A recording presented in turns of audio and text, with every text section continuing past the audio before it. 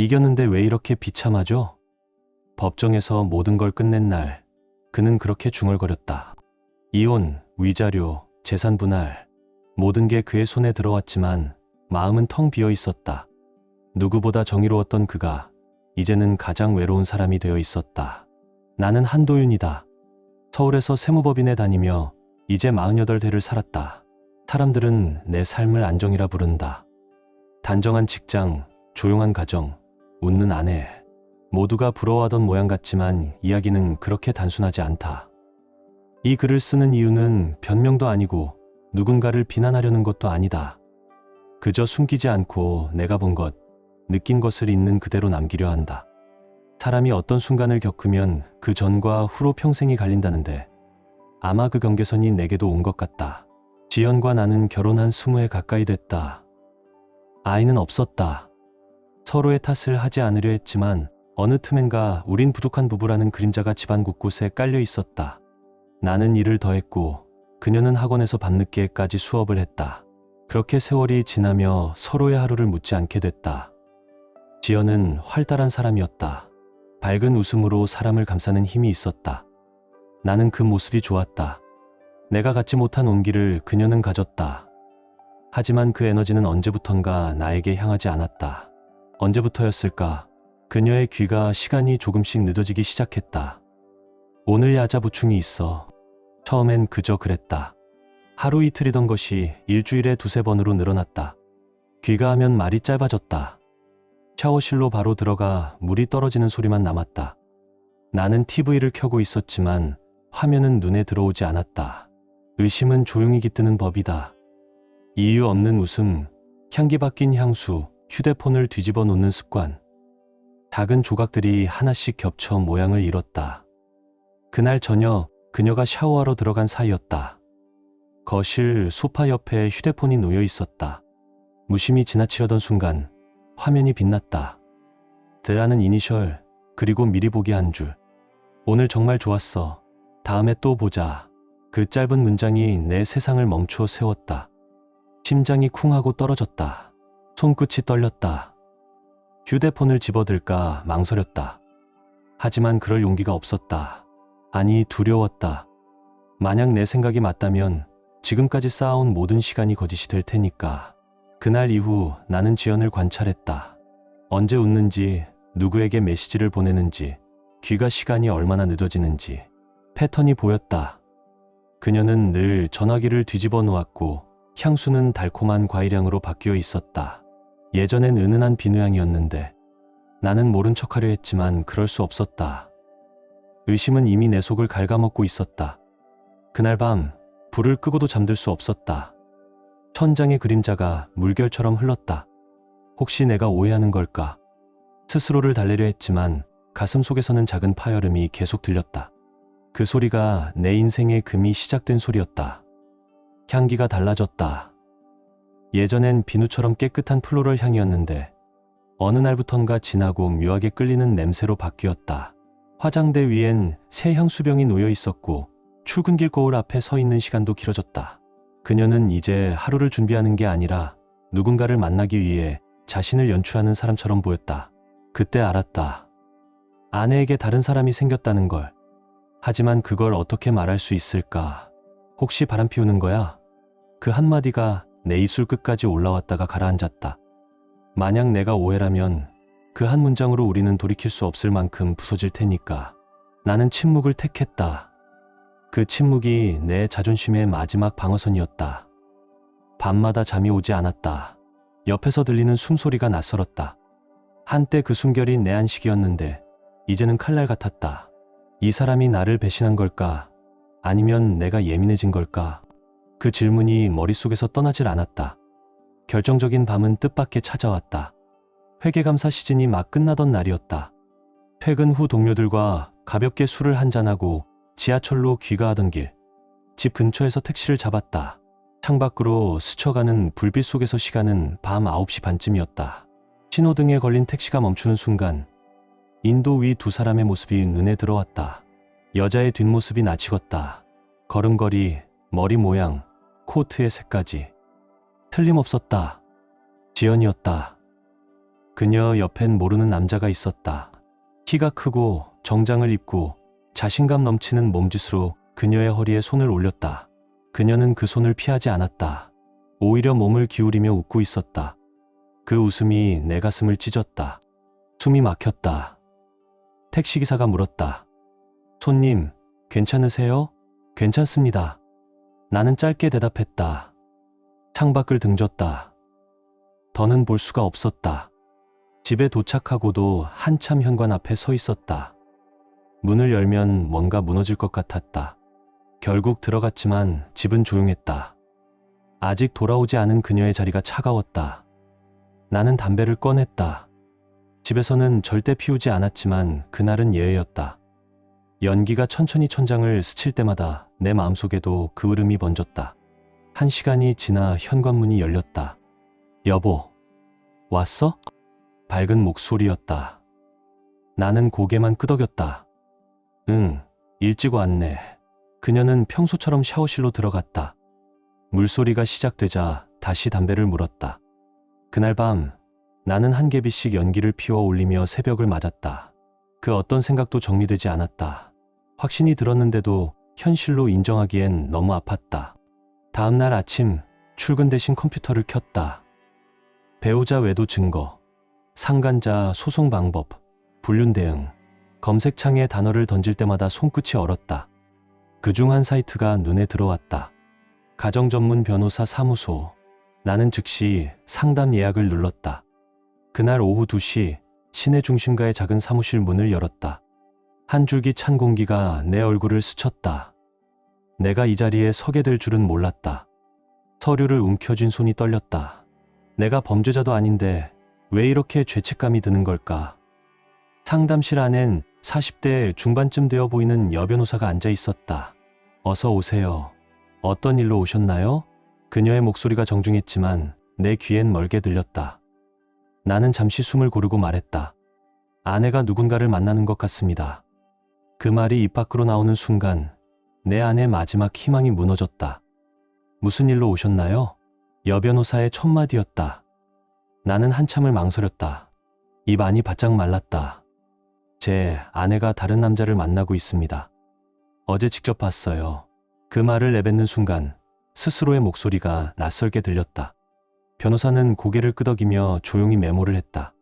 증거는 있으신가요? 사진은 없습니다. 그냥 제가 본 것뿐이에요.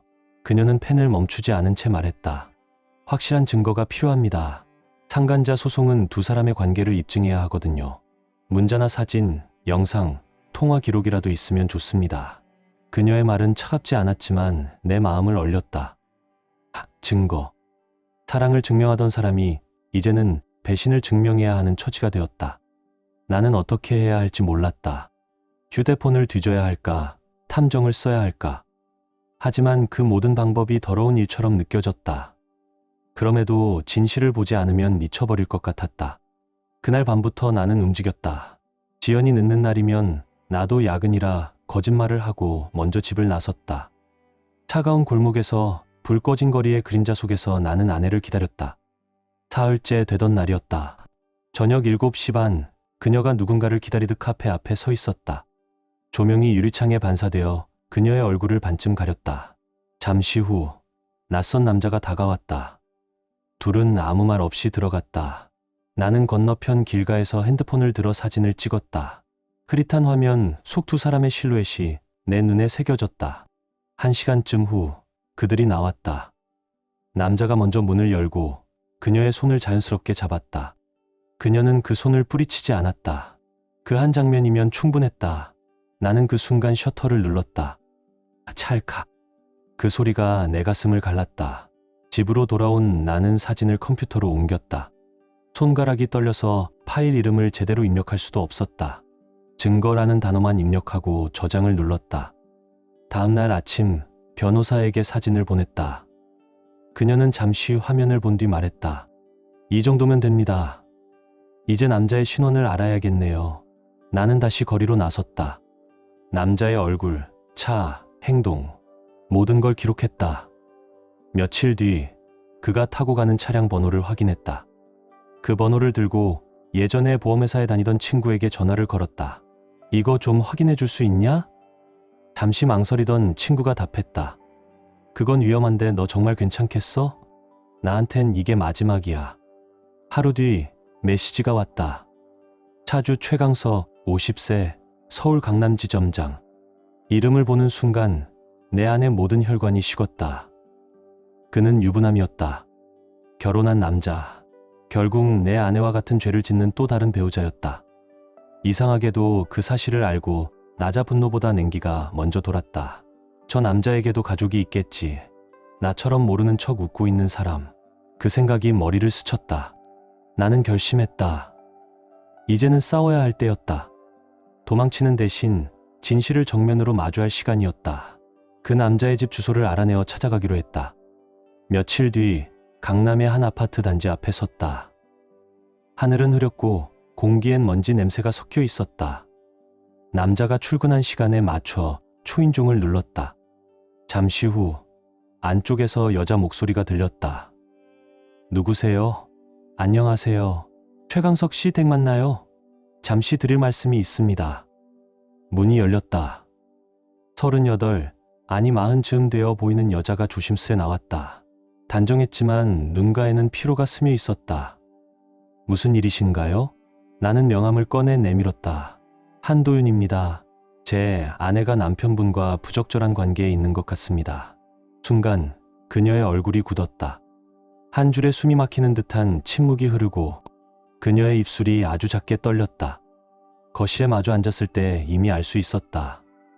이은주의 표정은 놀람이라기보다 확인을 기다리던 사람의 얼굴에 가까웠다.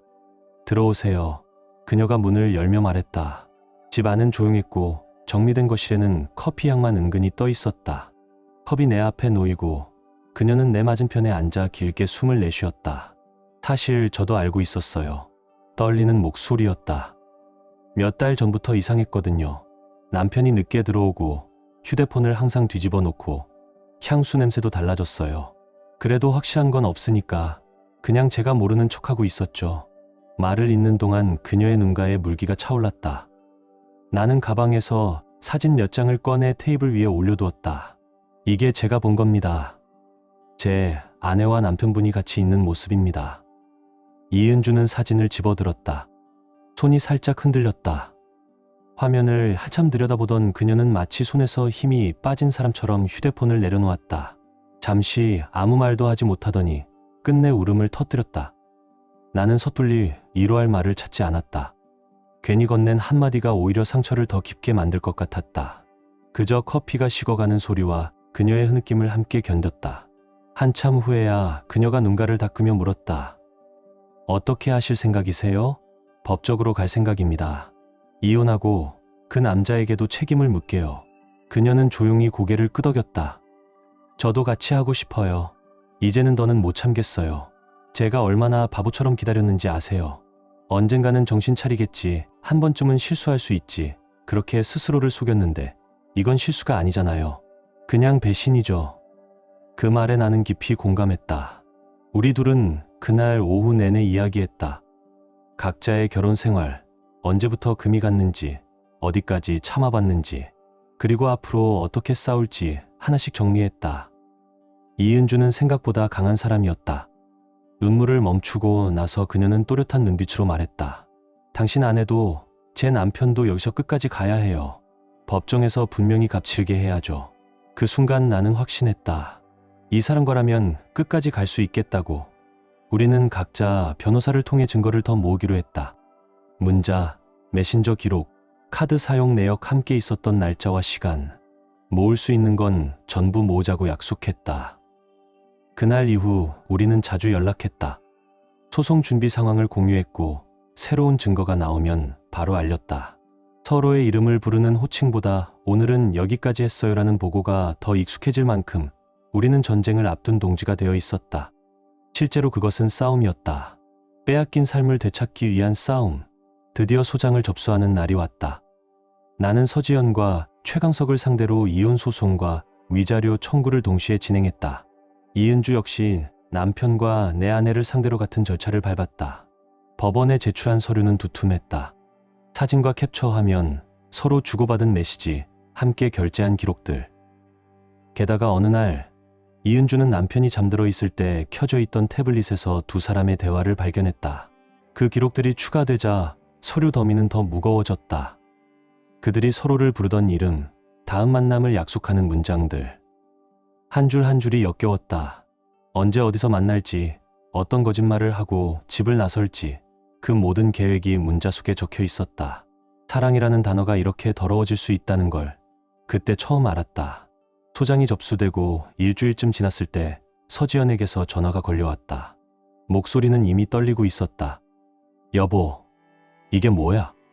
나한테 소송장이 왔어. 이게 무슨 짓이야? 나는 차갑게 말했다. 내가 한 짓에 대한 시작이야. 내가 바람핀 거 다 알고 있어. 바람이라니 그냥 친한 동료일 뿐이야. 오해야. 정말 오해라고. 내가 직접 봤어. 그 남자랑 손잡고 걷는 거, 허리에 손 올리는 거. 그게 동료면 A는 뭐냐? 잠시 아무 소리도 들리지 않았다. 숨 멈춘 침묵이 길게 늘어졌다. 그리고 아주 작게 부서진 목소리가 들렸다. 미안해. 내가 잘못했어. 근데 이혼까지는 하지 말자. 우리 다시 시작할 수 있잖아. 다시 시작. 나는 웃음도 나오지 않았다. 내가 나를 얼마나 가렵게 봤는지 매일 밤 나한테 거짓말하고 그 남자 만나러 간 거 모르길 바랐겠지. 그런 널 어떻게 다시 믿어. 정말 미안해. 앞으로는 안 그럴게.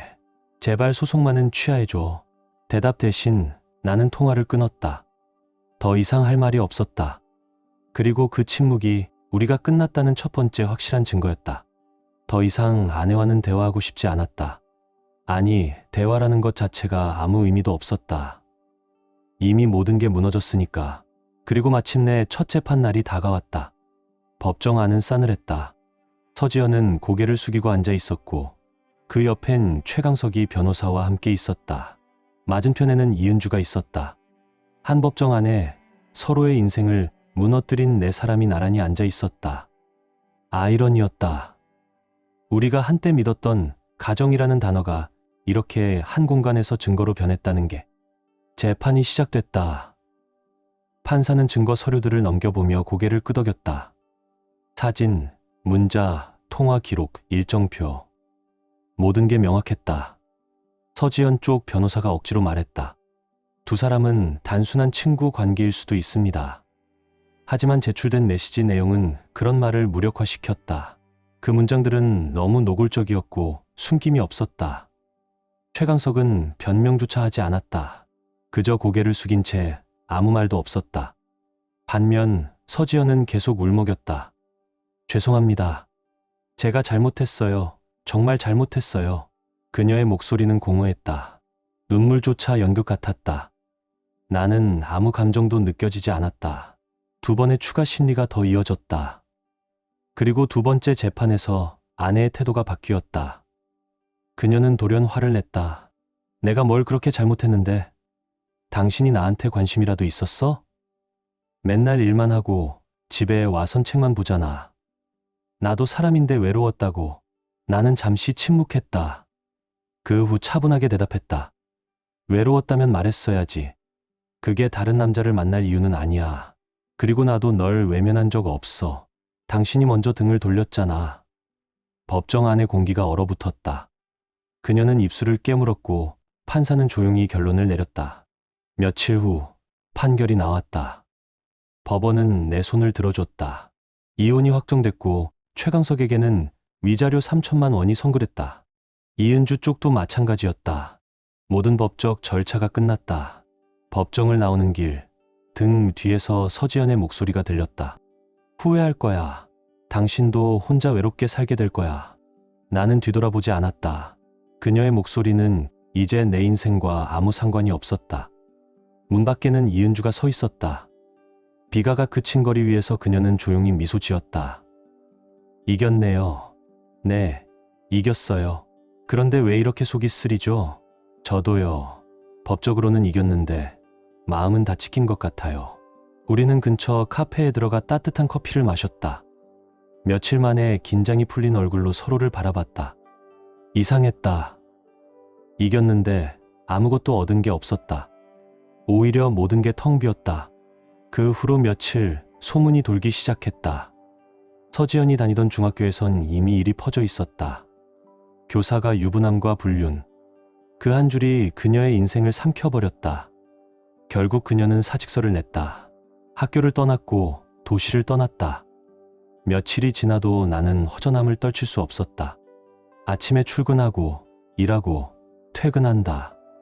하지만 집으로 돌아오면 공기가 다르게 울렸다. 아무도 없는 집. 예전엔 그녀의 숨소리가 있었는데 이제는 냉장고 소리만 들렸다. 그리고 그날 밤 비가 내렸다. 창밖에서 떨어지는 빗소리가 희미하게 들릴 때 초인종이 울렸다. 밤 10시. 누가 이 시간에 찾아올까? 인터폰 화면을 보자 흠뻑 젖은 모습에 이은주가 서 있었다. 눈가가 붉게 충혈돼 있었고 입술은 창백했다. 나는 놀라서 문을 열었다. 이은주 씨, 이 밤에 무슨 일이에요? 그녀는 술 냄새를 풍겼다. 번진 화장 아래로 피곤이 깔려 있었다. 죄송해요. 갈 데가 없어서요. 그냥 발걸음이 여기로 오더라고요. 나는 문을 완전히 열고 말했다. 들어오세요.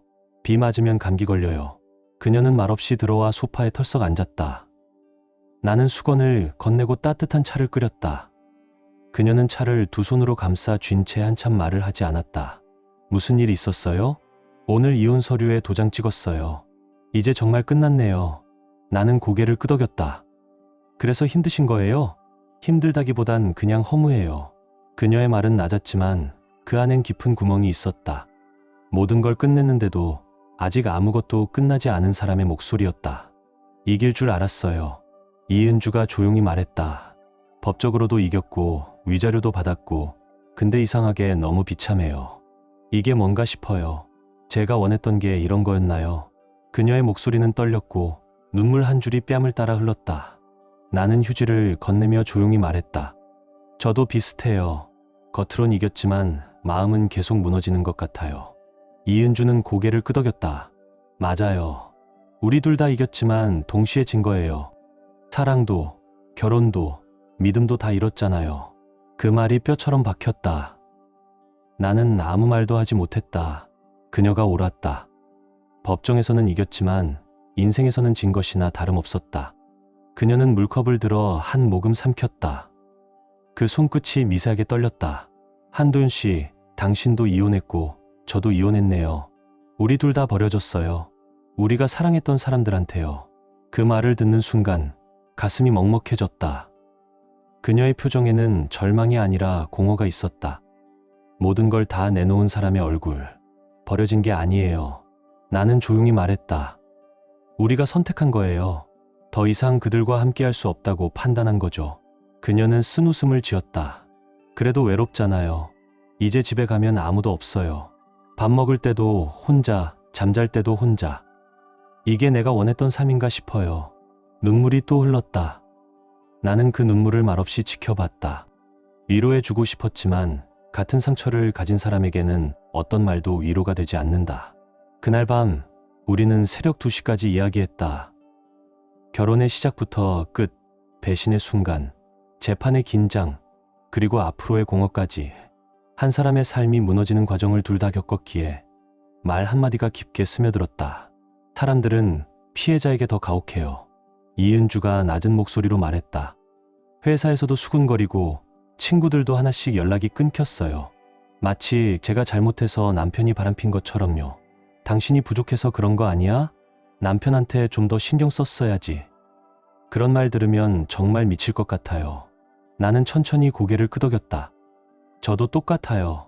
회사 동료들이 너도 아내한테 너무 무심했던 거 아니냐고 묻더라고요. 마치 제가 원인이라도 된 듯이요. 그럴 때마다 답답했어요. 아무리 설명해도 그들은 이해하지 못하죠. 그녀가 나를 바라보았다. 그 눈빛에는 공감이, 슬픔이, 그리고 묘한 유대감이 섞여 있었다. 우리만 아는 감정이네요. 이 상처는 겪은 사람만 알아요. 나는 고개를 끄덕였다. 그 말이 너무 정확해서 오히려 아팠다. 하지만 그 공감은 조금씩 방향을 잃기 시작했다. 그녀의 목소리가 점점 더 낮아지고 이야기는 깊어졌다. 저 사실 남편한테 마지막으로 물어봤어요. 왜 바람 피웠냐고. 그 사람이 뭐라고 했는지 아세요? 당신이랑은 재미가 없었어. 그 말이 아직도 귀에서 맴돌아요. 재미없다니.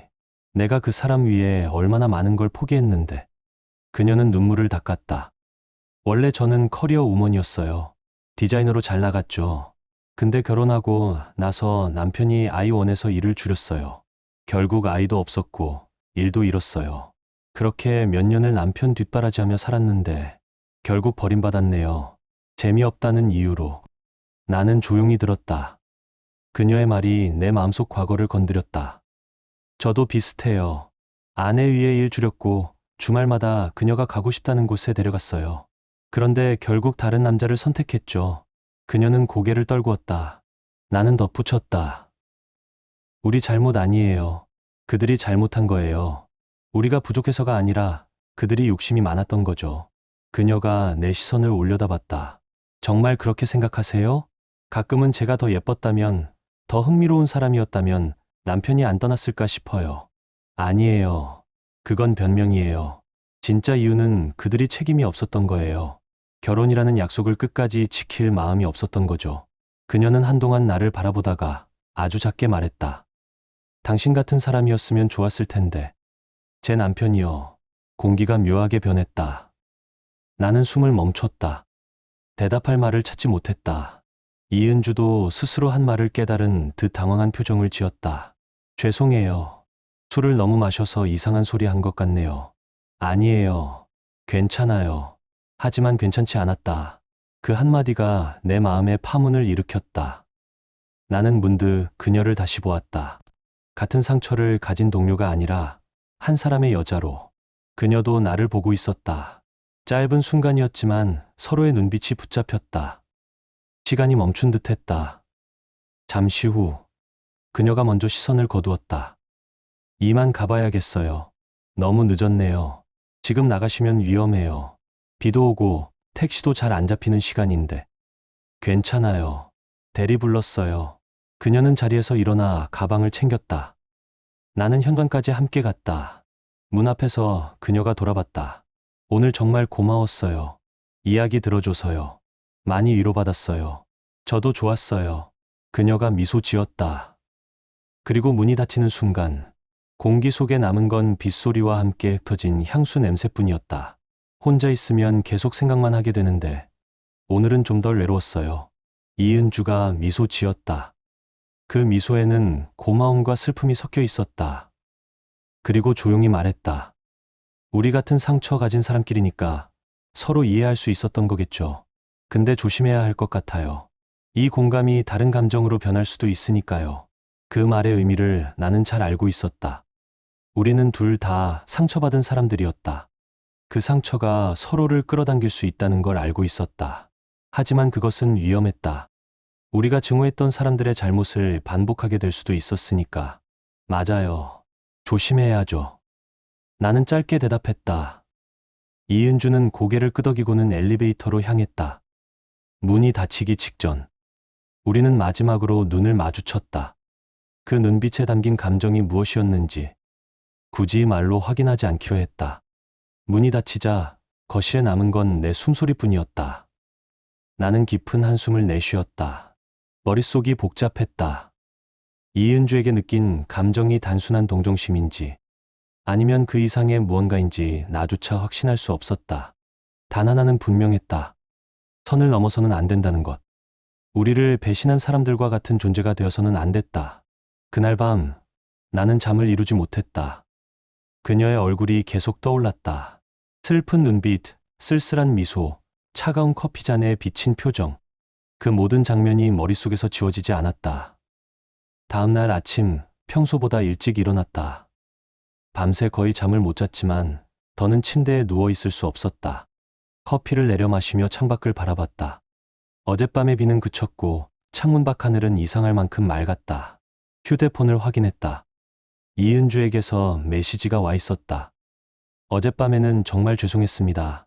제가 술에 취해서 실수를 한 것 같아요. 오늘부터는 서로 거리를 두는 게 좋을 것 같습니다. 그게 우리 둘 다를 위한 길이겠죠. 그동안 고마웠습니다. 문자를 읽는 순간 가슴 한쪽이 찡하게 저렸다. 그녀의 말이 맞았다. 우리는 거리를 두어야 했다. 그게 올바른 선택이었다. 나는 답장을 보냈다. 어젯밤 일은 그냥 잊어요. 우리 같은 상처 가진 사람끼리 괜히 더 복잡해질 수도 있으니까요. 이은주 씨도 앞으로 좋은 일만 있길 바랍니다. 보내고 나니 이상하게 마음이 정리되는 기분이 들었다. 우리의 관계는 거기까지였다. 같은 고통을 나눈 동지, 그 이상도 그 이하도 아니었다. 회사에 출근해서 일에 집중하려 했지만 머릿속 한 구석은 계속 다른 생각으로 흔들렸다. 혼자 사는 게 이렇게 외로운 일이었나? 이제 진짜 혼자구나. 그 실감이 밀려왔다. 점심시간 선배가 다가와 말을 걸었다. 도윤아, 요즘 힘들지? 얼굴이 많이 안 좋아 보여. 괜찮습니다. 그냥 좀 피곤해서요.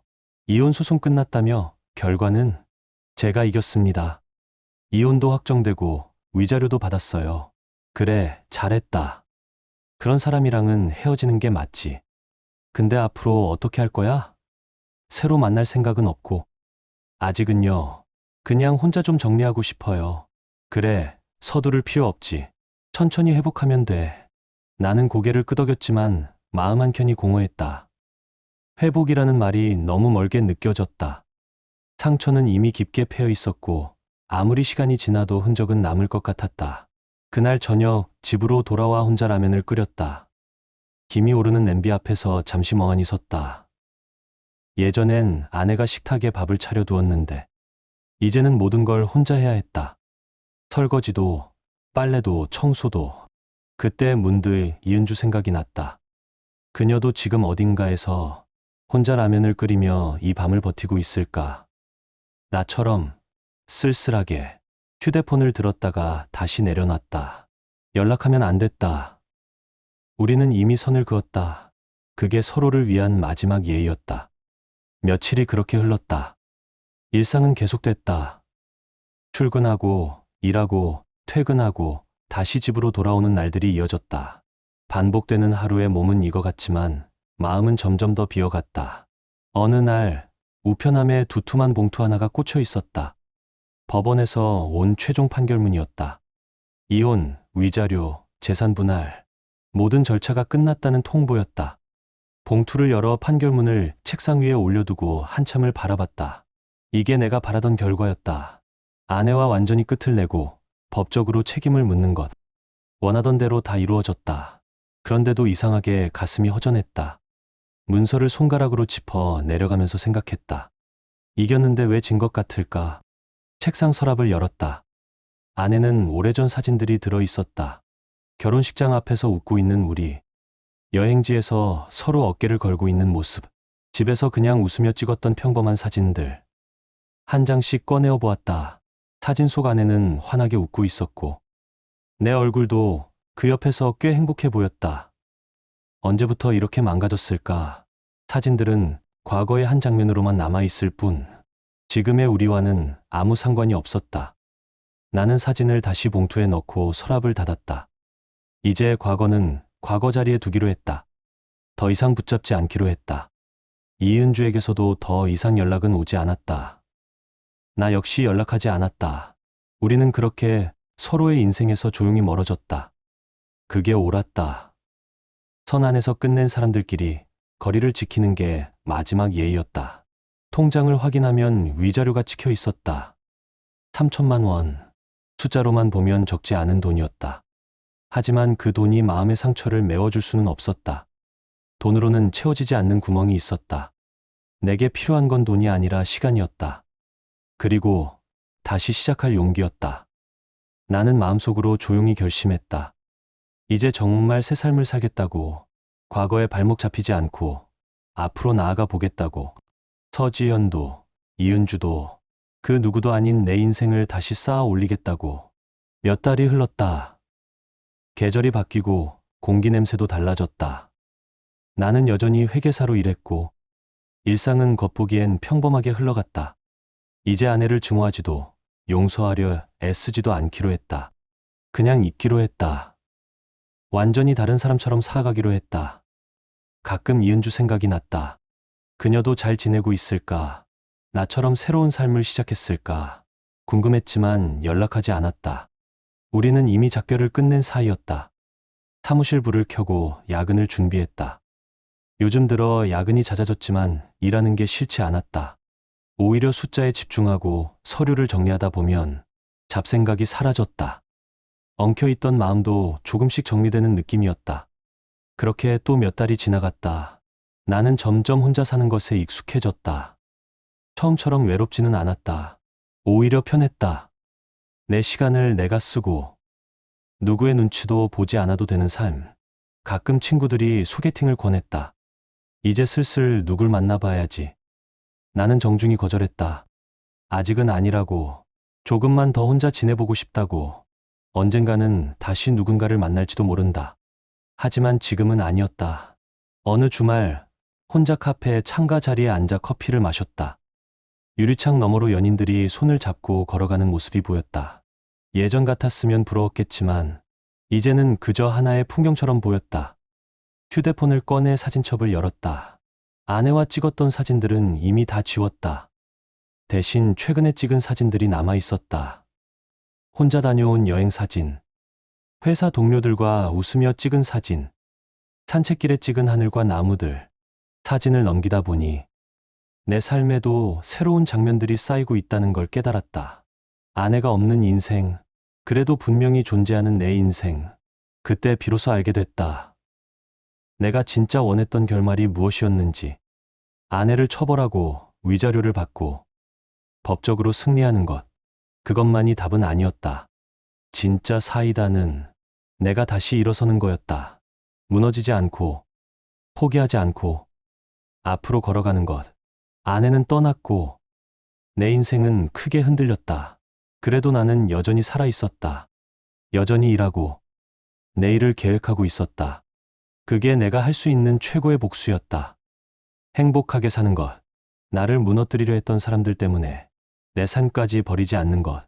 그들이 망가뜨린 잔해 위에 다시 내 인생을 세우는 것. 나는 커피잔을 들어 한 모금 마셨다. 입 안에 쓴맛이 먼저 퍼지고 곧이어 아주 약한 단맛이 따라왔다. 인생도 비슷한 것 같다. 쓰라린 시간을 견디고 나면 언젠가 한순간쯤은 작게나마 달콤한 맛이 찾아온다. 나는 조용히 미소 지었다. 완벽하진 않지만 이제 정말 괜찮아지고 있다는 걸 나 자신이 가장 잘 알고 있었다. 지금 당신의 마음은 어떤가요? 이야기를 읽으며 떠오른 감정이나 생각이 있다면 댓글로 나눠주세요. 당신의 진심 어린 한마디가 누군가에겐 큰 위로가 될 수 있습니다. 이 짧은 이야기 속에 작은 온기나 잊고 지낸 감정 하나라도 담겨 있었다면 그것만으로 이 이야기는 충분히 의미 있는 시간이었을 거예요. 좋아요와 구독, 그리고 공유는 이런 따뜻한 이야기가 더 많은 사람의 하루에 조용히 스며들 수 있는 힘이 됩니다. 함께 해주셔서 고맙습니다. 당신의 하루에도 조용한 평안과 따뜻한 사람이 함께하길 진심으로 바랍니다.